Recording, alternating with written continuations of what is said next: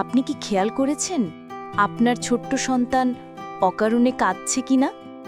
অল্পতেই রেগে যাচ্ছে বা চুপচাপ একা হয়ে যাচ্ছে? আপনি কি বুঝতে পারছেন সে কেন অন্য বাচ্চাদের সাথে ঠিকভাবে খেলতে পারছে না?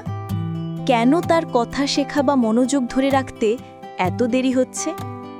কখনো কি ভেবেছেন এগুলো কি আসলে আপনার ব্যস্ততার ফল? হয়তো আপনি মোবাইল স্ক্রিনে ডুবে আছেন, হয়তো কাজের চাপে আছেন, কিন্তু ওটা তো সে বোঝে না। ও শুধু বোঝে মা বাবা আমার পাশে নেই। প্রতিদিন একটু অবহেলায় ওর মনে জন্ম নিচ্ছে শূন্যতা, ওর হাসি হারাচ্ছে, স্বপ্নগুলো থেমে যাচ্ছে। মনে রাখবেন, এই বয়সে আপনার সন্তানের সবচেয়ে বড় প্রয়োজন খেলনা নয়, মোবাইল নয়, বরং আপনার সময়, আপনার মনোযোগ, আপনার ভালোবাসা। মাত্র কয়েক মিনিট গল্প, একটু গান, একটু খেলা, এগুলোই তার ভবিষ্যৎ বদলে দিতে পারে।